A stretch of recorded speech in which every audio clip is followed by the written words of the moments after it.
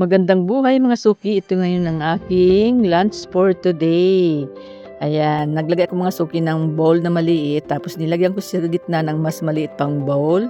Then inilagay ko na yung aking fried garlic rice.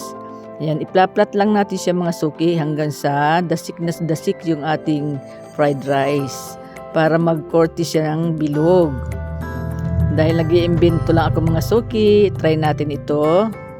Parang ang sarap kumain pag ganito ang ating kakainin.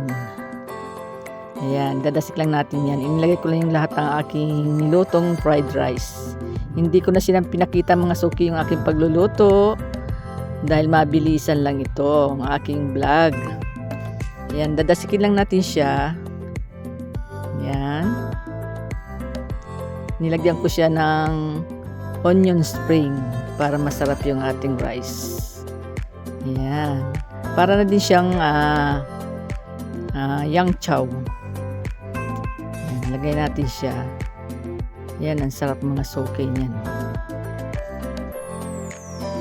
Dahil ako lang naman din ang kakain yan, hindi mahilig si Mr. kumain ng ganyan.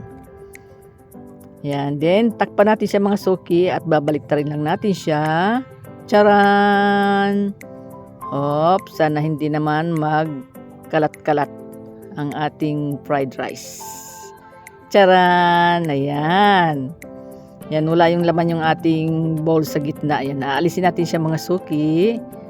Diyan natin ilagay mga suki yung ating ulam. Ayan, lagyan natin siya mga suki ng ito yung aking nilutong chicken pastel. Ayan o. Sarap niya mga suki. Yan, lagay natin lahat. Spicy chicken pastel yan mga suki. Ayan, may sili-sili pa siya. Napakasarap pag medyo maanghang mga suki. Ayan, ito na mga suki ang ating vlog for today.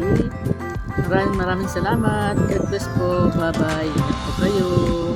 Ayan, paikot-ikuti muna natin mga suki. Ayan, kainan na po tayo.